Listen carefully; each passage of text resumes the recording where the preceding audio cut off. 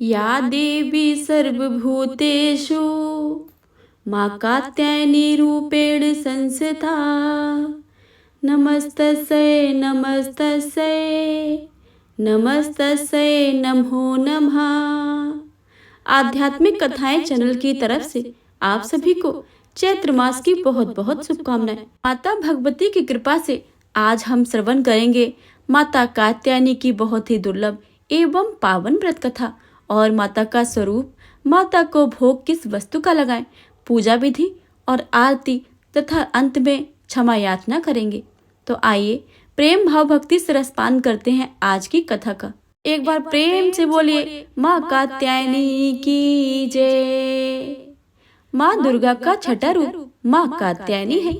आज नवरात्रि के छठवें दिन उनकी पूजा होती है। ऋषि कात्यायन के घर जन्म होने से उनका नाम कात्यायनी पड़ा।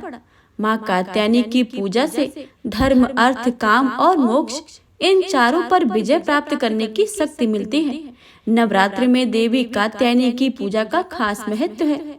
मान्यता है कि नवरात्रि में देवी कात्यायनी की पूजा करने से माता भक्तों को साहस और शक्ति देती है। साथ ही यह भी माना जाता है कि कुंवारे लड़के और लड़कियों को माँ कात्यायनी की पूजा पूरे विधि विधान से करते हैं तो उन्हें सुयोग्य जीवन साथी की प्राप्ति होती है। ऐसा माना जाता है कि ब्रज भूमि में देवी कात्यायनी की पूजा होती है। ब्रज की कन्याओं ने श्री कृष्ण के प्रेम के लिए इनकी आराधना की। श्री कृष्ण ने देवी कात्यायनी की पूजा की थी। देवी कात्यायनी को मधु वाला पान बहुत पसंद है। उन्हें फल, मिठाई और शहद वाला पान प्रसाद के रूप में चढ़ाना चाहिए। गीता में भी बताया गया है कि राधा रानी और गोपियों ने भगवान कृष्ण को पति के रूप में पाने के लिए कात्यायनी पीठ में पूजा की थी। माता ने उन्हें वरदान दिया, लेकिन भगवान श्री कृष्ण एक थे, गोपियां अनेक थी, इसलिए यह संभव नहीं था कि भगवान कृष्ण ने देवी के इस वरदान को पूरा करने के लिए सभी गोपियों के लिए महाराज किया। माता कात्यायनी का स्वरूप बहुत ही अद्भुत और अनोखा है। माता कात्यायनी सुनहरे वर्ण वाली चमत्कारिक देवी हैं। उनकी 4 भुजाएं हैं और वे रत्नों से सजी हैं। वह शेर पर सवार रहती हैं और हमेशा हमला करने के लिए तैयार रहती हैं। उनका तेज सभी देवताओं के तेज में मिलकर बना है।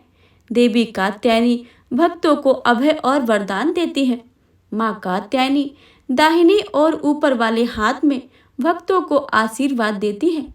नीचे वाले हाथ से वे उन्हें वरदान देती हैं। बाईं ऊपर के ओर वाले हाथ से उन्होंने चंद्रहास नाम की तलवार पकड़ी है और नीचे वाले हाथ में कमल का फूल है। माता कात्यायनी को पीला रंग बहुत पसंद है, इसलिए भक्त उन्हें पीले रंग की मिठाई और पीले रंग के फूल अर्पित करते हैं। यह माना जाता है कि ऐसा करने से माँ प्रसन्न होती हैं। इसके साथ ही माता को शहद के बने हलवे का भोग भी लगाएं। आप सूजी का हलवा बनाकर उसमें शहद मिलाकर भी माता को अर्पित कर सकते हैं। ऐसा करने से माता कात्यायनी की कृपा सदैव ही प्राप्त रहती है। देवी कात्यायनी की कथा भगवत महात्म्य और मार्कंडेय पुराण में मिलती है। पुराणों में निहित कथाओं के अनुसार कत नाम के एक प्रसिद्ध महर्षि हुआ करते थे। उनके पुत्र का नाम ऋषि कात्य था। आगे जाकर ऋषि कात्य के गोत्र में महर्षि कात्यायन का जन्म हुआ और ऋषि अपने तप के कारण विश्व प्रसिद्ध हुए। ऋषि कात्यायन की इच्छा थी कि देवी भगवती उनके घर पुत्री के रूप में जन्म ले, इसलिए उन्होंने कई वर्षों तक देवी भगवती की कठोर तपस्या की। मान्यता है कि ऋषि कात्यायन की ऐसी एक निष्ठ तपस्या से प्रसन्न होकर देवी भगवती तब उनकी इच्छा का मान रखते हुए उनके घर में जन्म लिया। ऋषि कात्यायन की पुत्री होने के कारण ही देवी भगवती देवी कात्यायनी कहलाई। महर्षि कात्यायन ने बड़े प्रेम से देवी कात्यायनी का पालन पोषण किया था। कुछ समय पश्चात पृथ्वी पर दुराचारी महिषासुर का उपद्रव शुरू हो गया और सारी सीमाएं लांघ रहा था। महिषासुर को ये वरदान मिला था कि कोई भी पुरुष कभी उसे पराजित या उसका अंत नहीं कर पाएगा, इसलिए उसे किसी का डर नहीं था और देखते ही देखते उसने देवलोक पर भी अपना अधिकार जमा लिया था। तब भगवान विष्णु, प्रजापति ब्रह्मा और देवादिदेव महादेव ने उसका विनाश करने के लिए अपने अपने तेज से मिलित एक देवी को उत्पन्न किया। मानता है कि महर्षि कात्यायन ने भी इस देवी का सर्वप्रथम विधिवत पूजा की थी, इसलिए देवी को कात्यायनी के नाम से जाना गया है। वहीं देवी कात्यायनी से जुड़ी एक अन्य पौराणिक कथा के अनुसार देवी की उत्पत्ति महर्षि कात्यायन के यहाँ अश्विन महीने के कृष्ण चतुर्दशी को हुई थी। इसके बाद महर्षि ने शुक्ल सप्तमी, अष्टमी और नवमी तक देवी को अपने आश्रम में विधिवत पूजन अर्चन किया और दसवीं को देवी के इस स्वरूप ने महिषासुर का वध किया था। यही कारण है कि देवी इस स्वरूप को देवी कात्यायनी के नाम से जाना गया। महिषासुर का अंत करने के कारण देवी को महिषासुर मर्दिनी के नाम से भी जाना जाता है। इसके अलावा देवी कात्यायनी से जुड़ी एक और मान्यता है कि देवी दुर्गा का यह स्वरूप अमोघ फलदायिनी है। ब्रज की गोपियों ने करुणा अवतार श्री कृष्ण को अपने पति के रूप में पाने के लिए कालिंदी यमुना के किनारे देवी कात्यायनी की उपासना की थी। इसी कारण वर्तमान में भी देवी कात्यायनी समस्त ब्रज मंडल की अधिष्ठात्री देवी के रूप में प्रतिष्ठित है। स्कंद पुराण में देवी कात्यायनी के बारे में यह उल्लेख मिलता है कि उनकी उत्पत्ति परमेश्वर के सांसारिक क्रोध से हुई थी। नवरात्र के छठे दिन देवी दुर्गा के इस स्वरूप की पूजा का काफी महत्व है।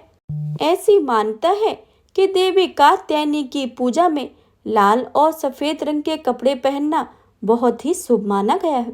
मान्यता ये भी है कि माता कात्यायनी के चरणों में अपना सब कुछ समर्पित करते हुए उनकी आराधना करने वाले भक्तों को उनके दर्शन प्राप्त हो जाते हैं।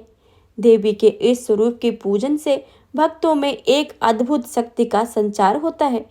देवी कात्यायनी का ध्यान गोधूली बेला में किया जाना चाहिए। देवी कात्यायनी की आराधना का मंत्र है ओम देवी कात्यायने नमः, ओम देवी कात्यायने नमः।